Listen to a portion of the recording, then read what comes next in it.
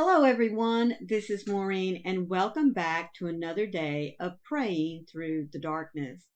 Now, I have a question for you that I want you to think about as we go through today's devotional. In fact, you're going to hear me repeat it in the prayer. But as I was going through this, so I wouldn't stumble on my words like I sometimes do, I found this question to be extremely interesting and thought provoking. So I want to give it to you now so that you can ponder on it as we go through our discussion. The question is, what would it look like for me to align myself in complete and total trust of you? Complete and total trust of you. Now we're going to be looking at Jeremiah 14:22 today. And this verse comes from Jeremiah directly to the people of Israel because at the time they were going through great drought and obviously famine because of it. And so they were turning to everything and anything that would give them some answers. They even went so far as to make themselves some idols that they could physically look at and talk to and pray to with no results. So we are going to see today that Jeremiah is telling us that God is able to sustain us through all difficulties in life if we truly put our trust in Him.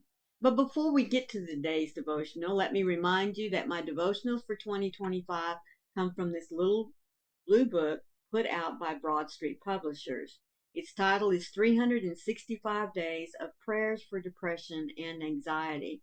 But I always like to remind you, they're not just for those of us that suffer with these conditions. Every one of us at some point in our lives is going to experience stress.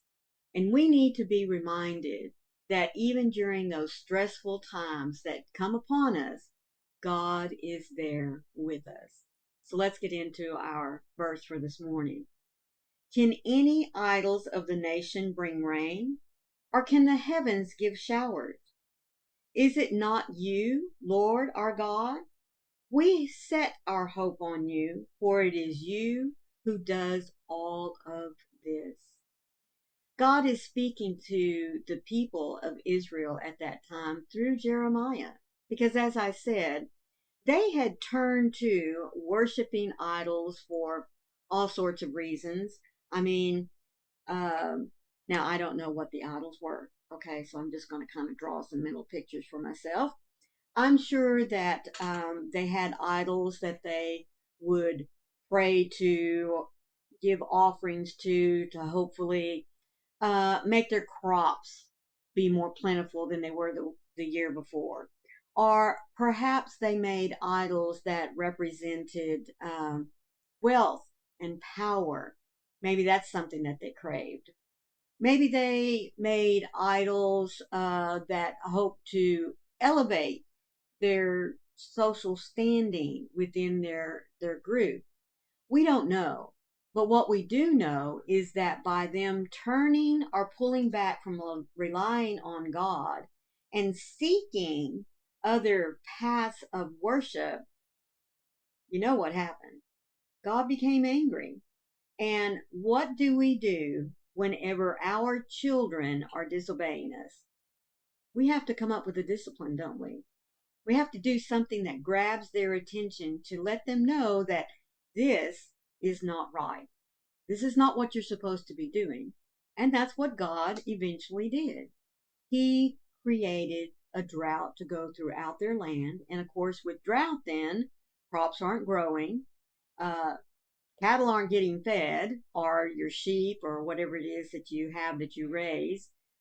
If they're not getting fed, they're going to die. Therefore, famine hit the land. And Jeremiah was used to talk to the people, to let them know that you are seeking answers in places where they have no control over this world. I mean, I want you to stop and think for just a moment. God created a vast universe, and we know only just a small portion of it in our lifetime right now. And within that very small universe, God created planets and stars. Some we have already seen, we have investigated, and we're still investigating. And I'm sure there's more out there that will be discovered in the years to come. And in our own particular planet, He chose to create life.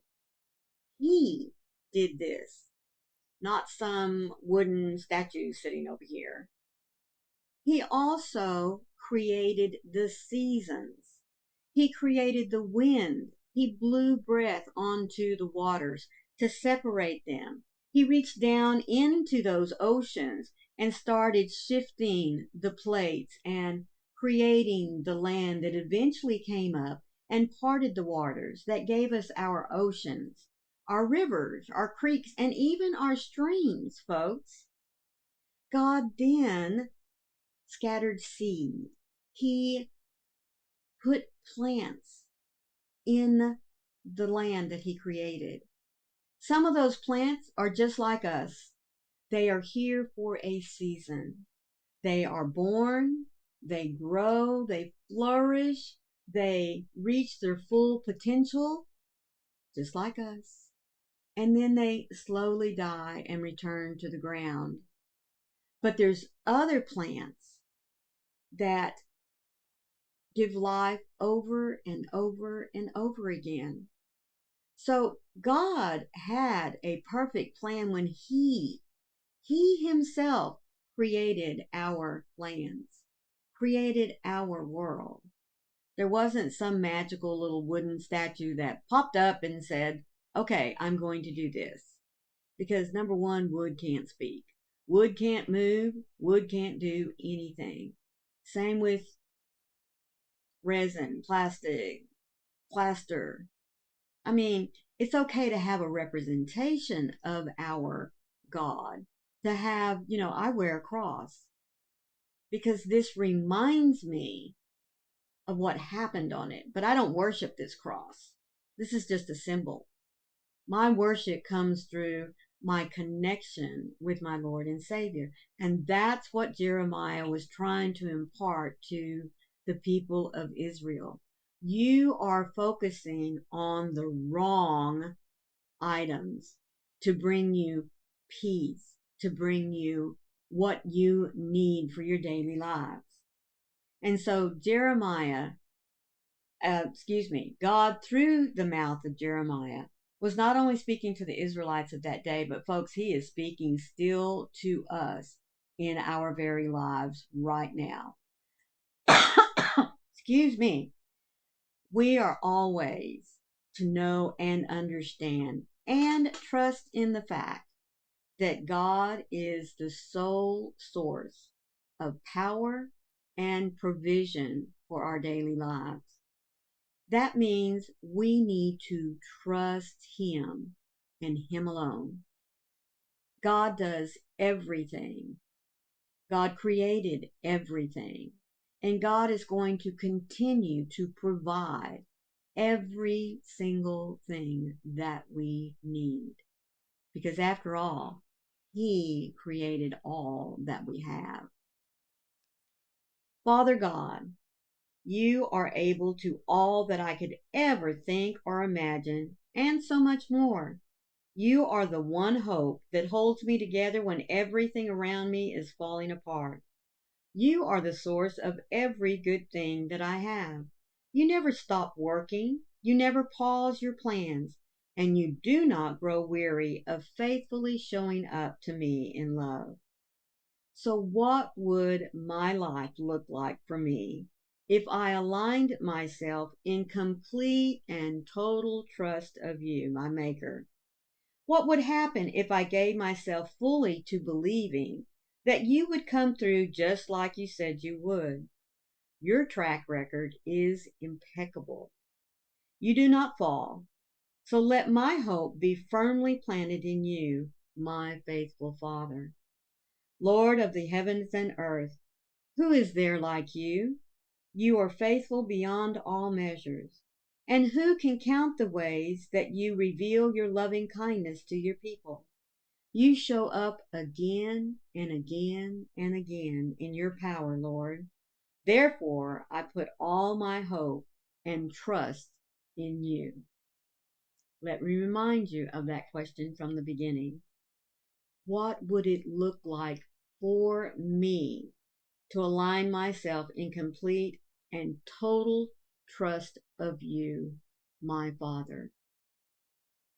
I don't know about you, but for me, when I do step back and allow Him to take control, put my complete and total trust in Him to not only take care of me, to provide me for what I need, but to lift me up when I am fallen and to love me unconditionally. Is there not anything more powerful than that? So think about what your life could be today if you put your total trust and reliance on what God has for you. All I ask of you all today, folks, is to please remember to hit me with your little thumbprint. Leave me a comment. I so wish to hear your thoughts on today's devotional.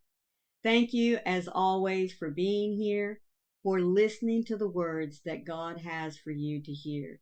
These are not my words, folks. These are the words that I prayed over for God to give to me so that you could hear them today and walk in a day of peace and love. So always remember that when the doubts of darkness wish to come in and rob you of your joy, don't let them. God is there with you. He's always there with you, showering you with love, comfort, and protection. And remember, too, I love you as well. Have a great day, and I'll see you tomorrow. Bye.